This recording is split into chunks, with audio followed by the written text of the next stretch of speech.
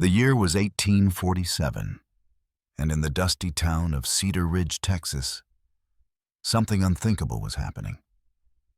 On the courthouse steps beneath the scorching sun, 5 young women stood in tattered dresses while men shouted numbers like they were bidding on cattle. 4 sisters had already been sold to pay their father's gambling debts. Only one remained, 16-year-old Sarah May, her green eyes blazing with defiance as the auctioneer's hammer rose for the final time. That's when a lone figure stepped from the crowd, his weathered face etched with loss, and spoke words that would change everything. "I'll take her as my wife, not my property." The morning had started like any other in Cedar Ridge, with the sun creeping over the mesa and casting long shadows across the main street. But by noon, the entire town had gathered around the courthouse, drawn by news that spread faster than wildfire through the dry brush. Old Man McKinnon had finally run out of luck at the poker table, and Sheriff Tom Bradley was fixing to auction off everything the man owned, including his 5 daughters. Sarah May stood at the end of the line, watching in horror as her sisters were led away one by one.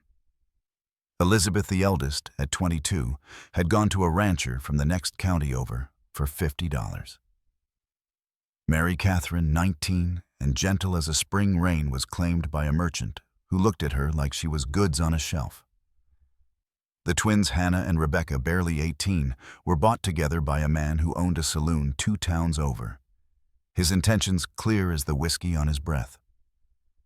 Now it was just Sarah May, the youngest and most spirited of the McKinnon girls, standing alone on those courthouse steps. Her auburn hair caught the afternoon light, and though her dress was patched and worn, she held her head high like the proud Irish blood that ran through her veins. Now then, folks called out auctioneer Pete Hawkins, a thin man with a voice that carried across the square like a church bell. "We come to the last of the McKinnon girls. Sarah May here is 16 years old, healthy as a horse, and can cook clean and tend a garden better than most women twice her age." The crowd murmured and shifted. Sarah May's cheeks burned with shame, but she kept her eyes fixed on the horizon beyond the town, where the prairie grass waved in the wind like it was beckoning her to run. She'd tried that once before when she was 14, but the desert had nearly claimed her before her father found her half dead beside a dried-up creek. "Do I hear $20 to start?" Hawkins continued, his hammer ready in his hand. "20," shouted Jake Morrison, a bachelor who owned a small spread outside town. He was known for his quick temper and quicker fists. "25," came another voice from the back. Sarah May closed her eyes and tried to imagine she was somewhere else, maybe back in the little cabin where she'd grown up before her mother died of the fever 3 years ago, before her father lost himself in cards and whiskey, before everything fell apart like a house built on sand. 30, 35, the bidding went back and forth like a tennis ball, each number feeling like a nail in her coffin. Sarah May opened her eyes and scanned the crowd, looking for any friendly face, any sign of mercy. Most of the townspeople avoided her gaze, too ashamed to meet her eyes. The women clutched their shawls tighter and whispered behind their hands. The men studied their boots or focused intently on the proceedings, treating it like any other auction. That's when she saw him standing apart from the crowd near the hitching post, where a black stallion waited patiently. Was a man she'd noticed around town, but never spoken to. He was tall and broad-shouldered, with dark hair that was going gray at the temples and lines around his eyes that spoke of both laughter and sorrow. His clothes were clean but simple, dark trousers, a white shirt, and a black vest that had seen better days. She knew his name was Caleb Callahan, and that he'd lost his wife and baby son to cholera the previous winter. $40, the voice belonged to Morton Clay, a man who owned several properties in town and was known to have a mean streak wider than the Rio Grande. $45, Jake Morris countered, his face red with determination and too much whiskey. Caleb Callahan stepped forward, his boots making no sound on the packed earth. When he spoke, his voice was quiet, but it carried across the square like thunder before a storm. The crowd fell silent. Even auctioneer Hawkins blinked in surprise, his hammer frozen halfway to the block. "Did you say 100? Mr. Callahan Hawkins?" asked, his voice cracking slightly. "I did," Caleb replied, his gray eyes fixed on Sarah May's face. "But not for what you think." He walked closer to the courthouse steps, each footfall deliberate and sure. Sarah May found herself holding her breath, not daring to hope, but unable to look away from this stranger who'd just changed the course of her life. "I'm offering 100, Caleb said, his voice growing stronger, and my name. Sarah May McKinnon. If you'll have it, I'd be honored if you'd become Sarah May Callahan. As my wife, not my property. As my partner, not my possession." The crowd erupted in murmurs and gasps. This wasn't how these things were supposed to go. This wasn't how any of this was supposed to work. Sarah May stared at Caleb Callahan, this man who was offering her something no one else had in years of choice. She started, then stopped. Her voice came out as barely a whisper. "I don't even know you, Mr. Callahan." Caleb smiled, and for the first time in months, it reached his eyes. "No, Miss McKinnon, you don't. But I've watched you in town, seen how you care for your sisters, how you hold your head up even when the whole world seems against you. I've seen your kindness to Mrs. Henderson when she was poorly, and how you always helped old Pete with his groceries without being asked." He paused, removing his hat and running his fingers through his hair.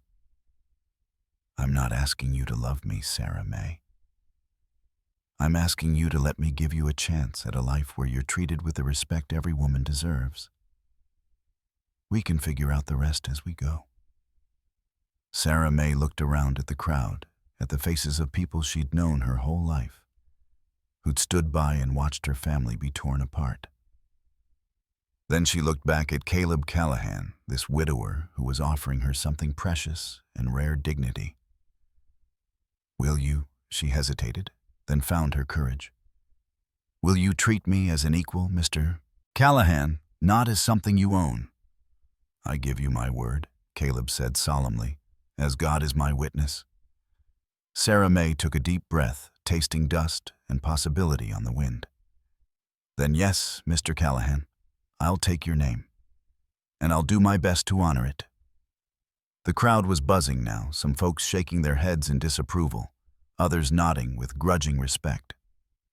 Auctioneer Hawkins looked around uncertainly, his hammer still raised.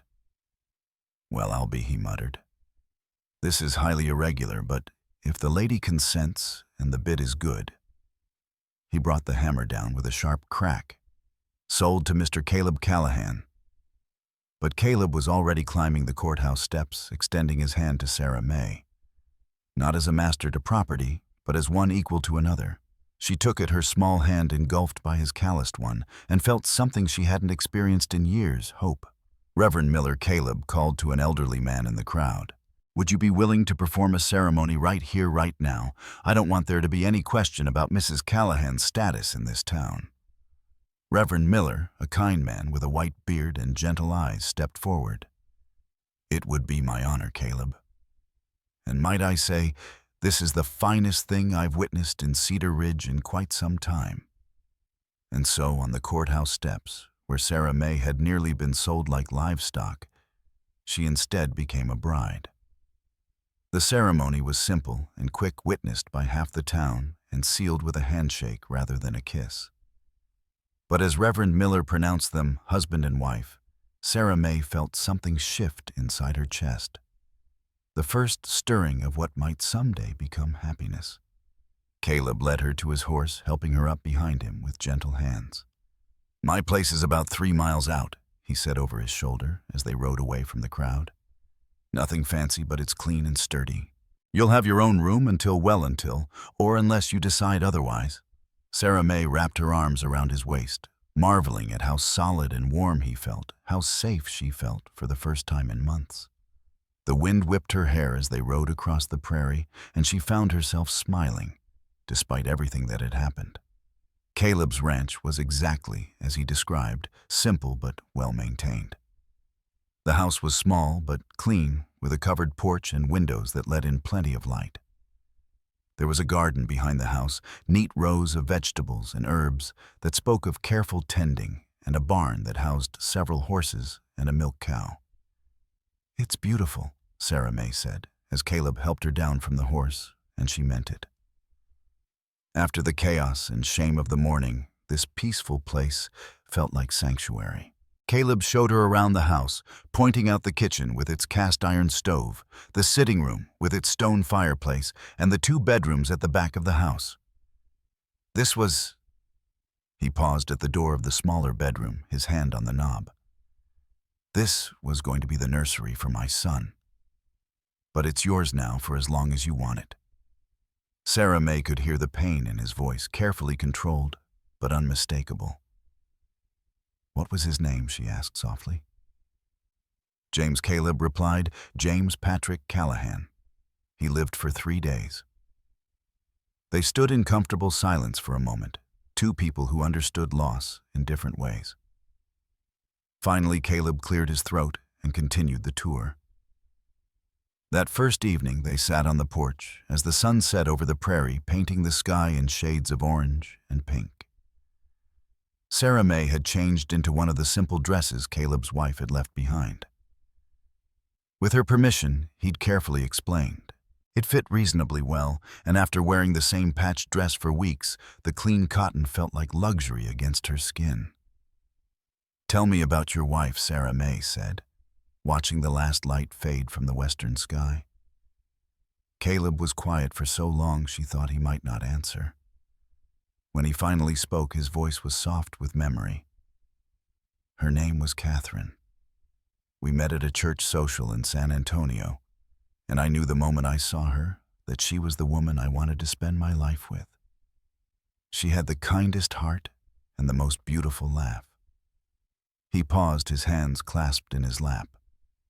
"We had 5 good years together before the cholera came through.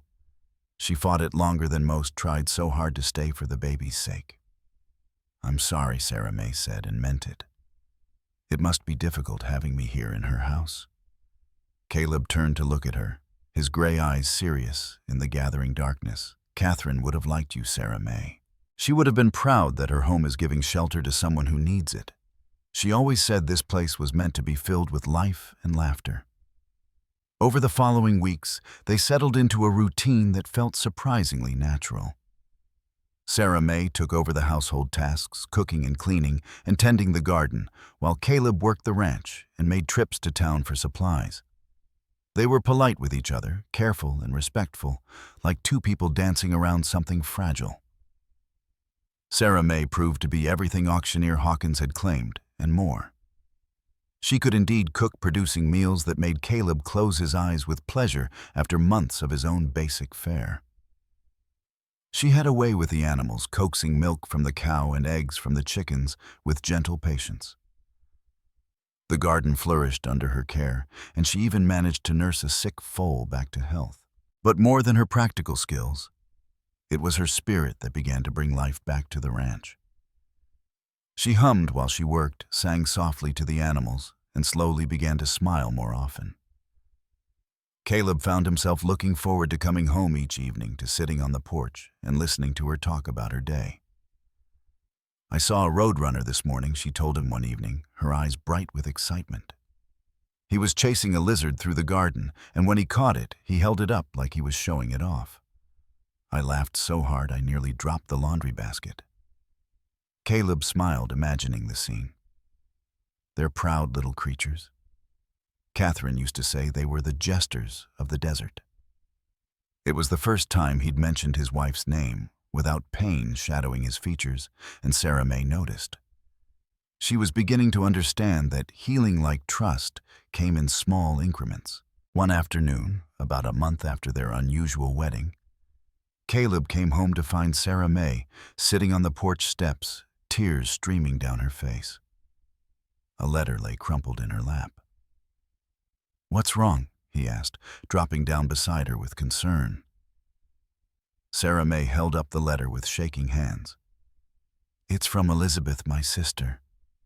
She managed to get word to me through the preacher in her town. Caleb waited patiently as she wiped her eyes and composed herself enough to speak. She says Mary Catherine tried to run away from the merchant who bought her. He caught her and... Sarah May's voice broke. He beat her so badly she can barely walk. And the twins... The saloon owner is making them work in ways that no decent woman should have to. Caleb's jaw tightened with anger. Where are they? All of them. Elizabeth is the only one who's safe. The rancher who bought her is kind, and he's offered to marry her proper. But the others? She looked up at him with desperate eyes. I have to help them, Caleb. They're my sisters. Caleb stood up, his decision already made. Then we'll help them. All of them. Sarah May stared at him in amazement. You mean that, even though it might be dangerous, even though they're not really your family? Caleb reached down and took her hands, pulling her to her feet. Sarah May, you're my wife. That makes them my family too. We'll figure out a way to get them out of those situations and bring them home if they want to come. The next morning, Caleb saddled 2 horses and packed supplies for a journey. Sarah May had never ridden a horse on her own before, but Caleb spent an hour teaching her the basics, his patience infinite, as she learned to control the gentle mare he'd chosen for her. We'll go to Mary Catherine first, he decided, studying the rough map he'd drawn based on Elizabeth's letter. She's in the most immediate danger. The ride to Millerville took 2 days, and Sarah May marveled at how different the world looked from horseback. She'd rarely been more than a few miles from Cedar Ridge in her entire life, and the vast expanse of Texas stretched before them like an ocean of grass and sky. They talked as they rode, sharing stories of their childhoods, their hopes, their fears. Sarah May learned that Caleb had come to Texas from Missouri after the death of his parents, seeking a fresh start and wide-open spaces. Caleb discovered that Sarah May had taught herself to read, using her mother's Bible and a handful of books, and that she dreamed of someday seeing the ocean. It's said to stretch to the horizon and beyond, she told him as they made camp the first night. Bigger than all the prairie put together, and blue as the deepest sky. Maybe we'll see it together someday, Caleb said. And Sarah May felt her heart skip at the casual way he included her in his future plans. They found Mary Catherine in a boarding house, above the general store where her owner worked. She was sweeping the front steps when they arrived, moving carefully, like every motion caused her pain. When she saw Sarah May, she dropped the broom and nearly fell. Sarah May, is it really you? Mary? Catherine's voice was barely a whisper, and Sarah May could see the purple bruises on her sister's face and arms. We've come to take you home, Sarah May said, dismounting quickly and wrapping her sister in a gentle embrace.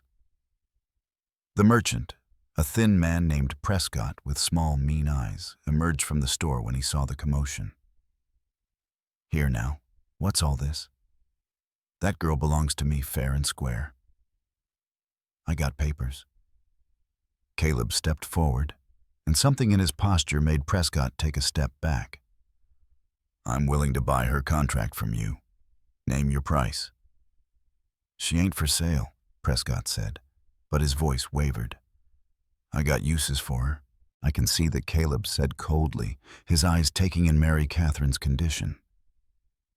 The question is whether you want to be compensated for releasing her, or whether you want to explain to the sheriff why you've been beating a woman half to death.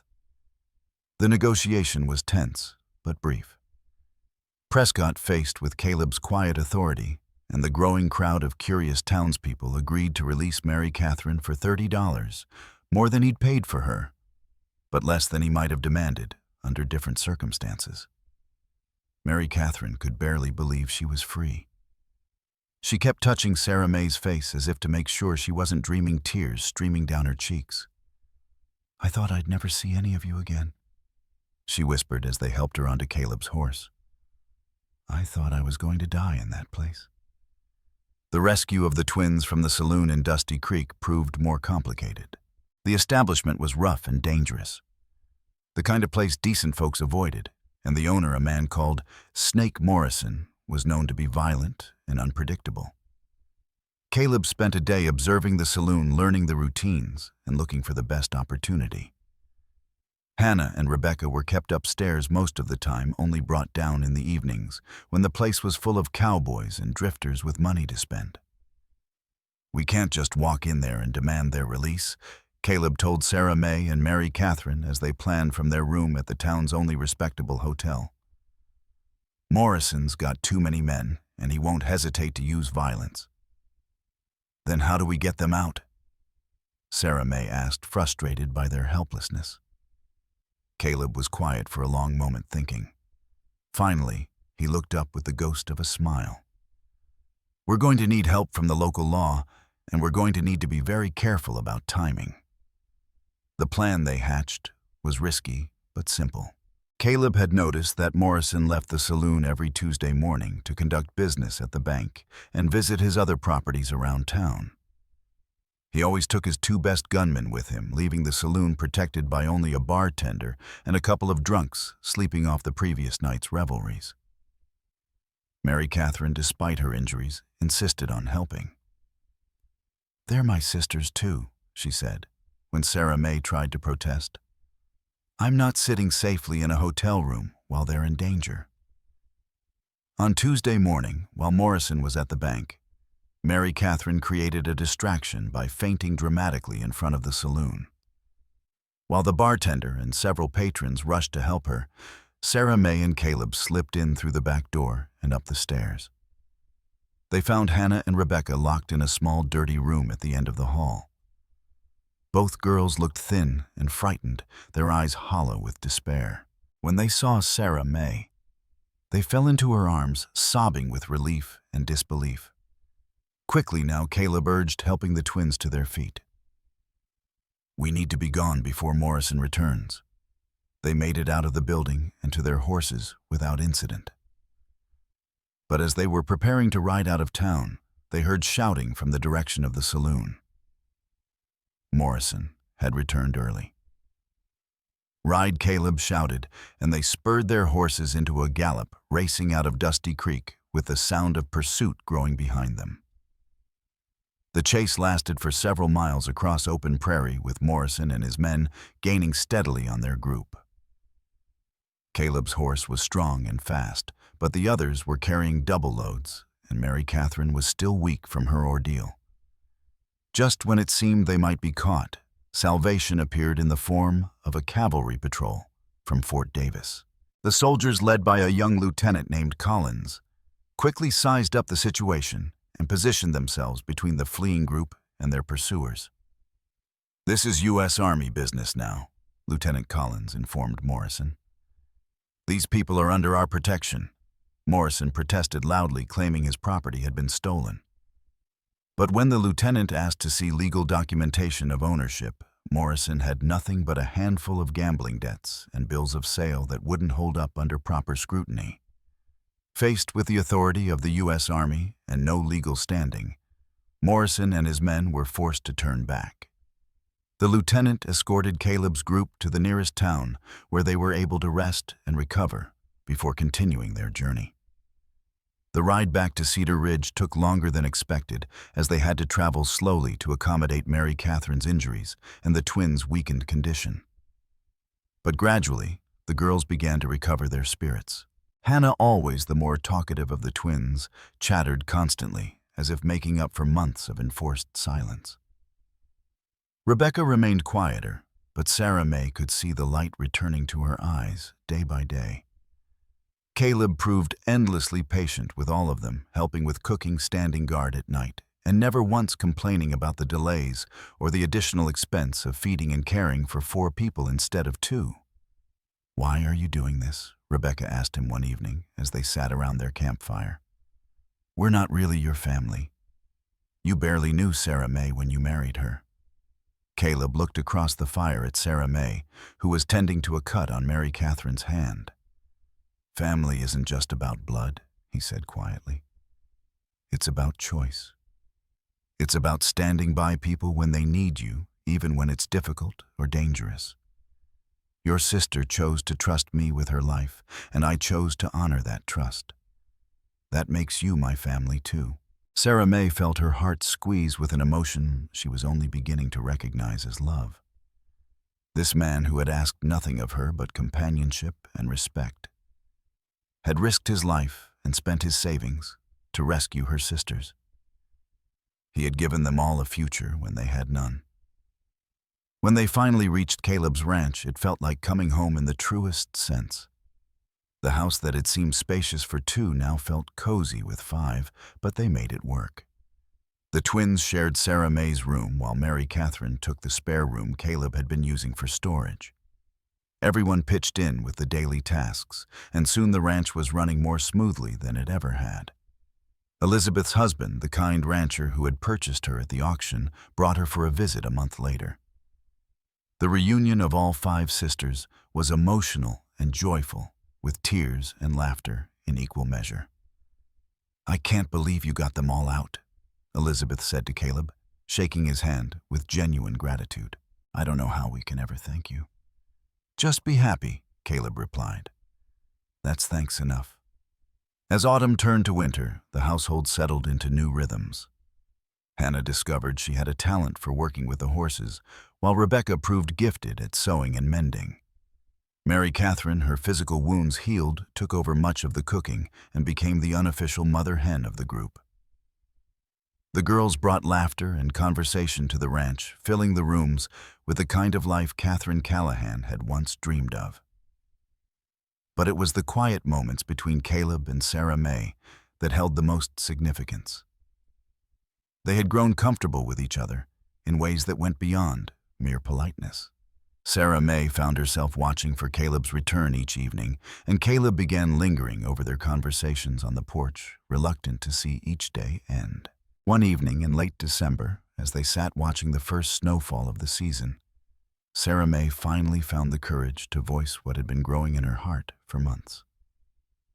"Caleb," she said softly, "I need to tell you something." He turned to her, his gray eyes attentive in the lamplight. "What is it, Sarah May?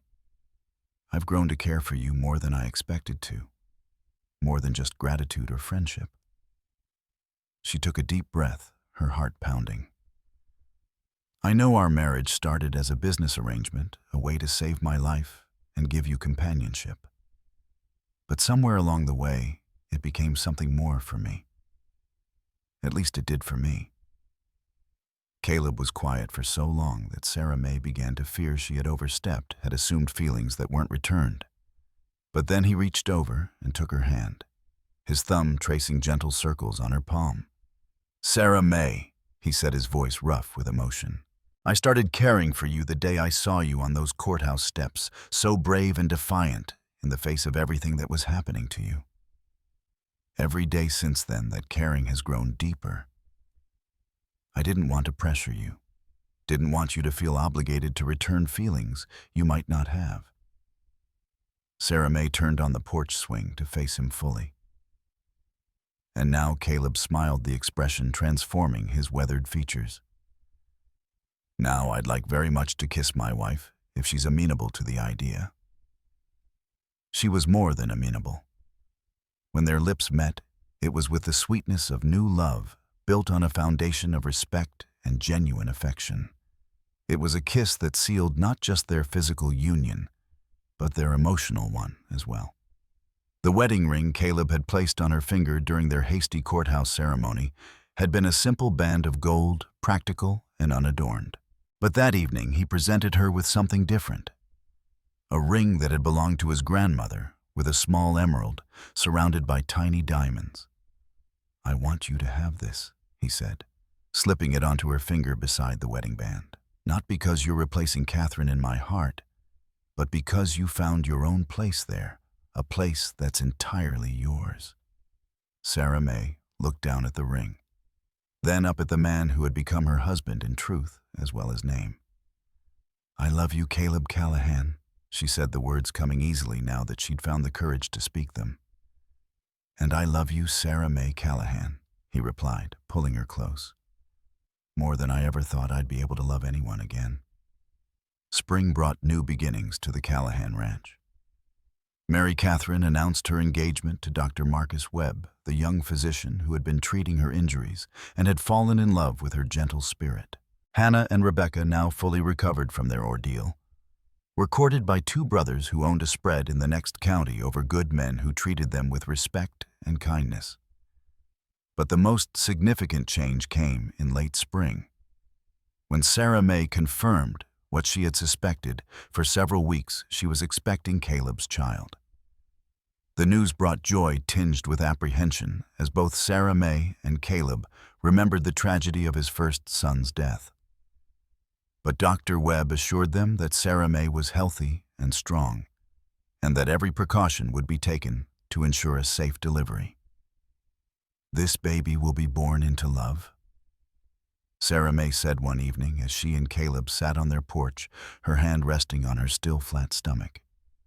"Into a family that chose each other and fought for each other." Caleb placed his hand over hers, marveling at the miracle of new life growing beneath their joined fingers. "Catherine would have loved this," he said softly.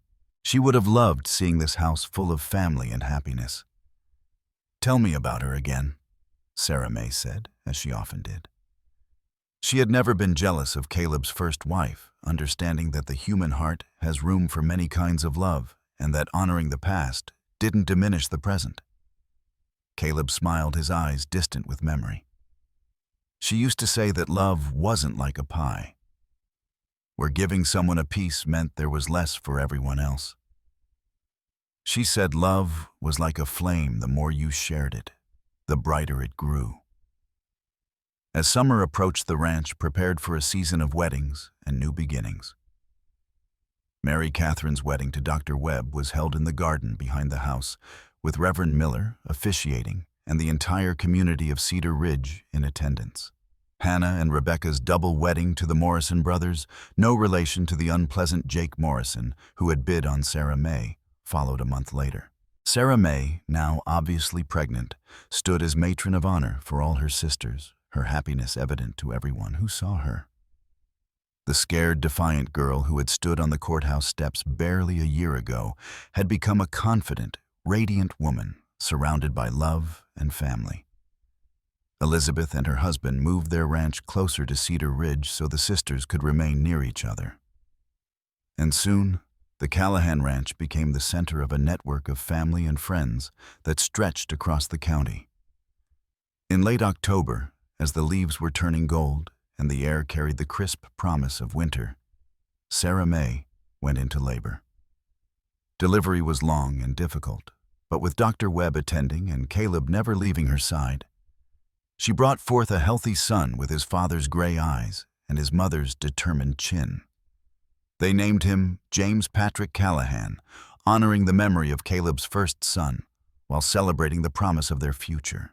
As Caleb held his son for the first time, tears streaming down his face, Sarah May saw the final healing of wounds that had seemed too deep to mend. "He's perfect," Caleb whispered, his voice choked with emotion. "Absolutely perfect." Sarah May, exhausted but radiant, reached up to touch her husband's face. "We're all perfect," she said. "All of us together." And indeed, as she looked around the room filled with her sisters and their families, at the man who had saved her life and won her heart, at the baby who represented their future, Sarah May knew she was right. They were perfect, not without flaws or struggles, but perfect in their love for each other and their commitment to the family they had chosen and fought to create. The story that had begun with 5 sisters sold at auction like cattle had become something far different. A tale of love, conquering circumstances of family built on choice, rather than just blood, of healing and hope and the courage to believe in tomorrow. Years later, when young James Patrick Callahan asked his mother to tell him the story of how she and his father met, Sarah May would smile and begin. "Once upon a time, in a dusty town called Cedar Ridge, something wonderful happened, disguised as something terrible. And that, my darling boy, is how our family began. The ranch continued to prosper, growing with each passing season. More children came, daughters with Sarah May's green eyes and sons with Caleb's steady disposition. The house was expanded to accommodate the growing family, but it never lost its feeling of warmth and welcome. Sarah May never forgot the lessons learned during that terrible day at the courthouse, that dignity must be fought for, that family is chosen as much as born, and that sometimes the darkest moments can lead to the brightest tomorrows. She and Caleb raised their children with these truths, ensuring that the next generation would understand both the value of freedom and the responsibility that comes with it. And if sometimes on quiet evenings when the children were asleep and the ranch was peaceful under the vast Texas sky, Sarah May would look at her husband and remember the man who had offered his name instead of his ownership, she was reminded once again of the power of a single moment to change everything. The courthouse in Cedar Ridge still stood, but it would never again witness such a shameful spectacle. Laws changed, people learned, and the community that had once stood by and watched injustice became one that actively fought against it. The Callahan family, in their quiet way, had helped change not just their own story, but the story of their entire town. As for the McKinnon sisters, they all found their own versions of happiness. Elizabeth became a prominent rancher and advocate for women's rights. Mary Catherine established a small hospital with her physician husband. Hannah bred some of the finest horses in Texas, while Rebecca opened a dress shop that served customers from 3 counties. And Sarah May became the heart of it all, the sister who had not only survived being sold at auction, but had transformed that terrible experience into the foundation of something beautiful and lasting. The last daughter left behind had indeed been saved, not by a grieving widower's offer of his name, but by her own courage to accept a hand extended in friendship and grow it into love. And in saving herself, she had saved them all.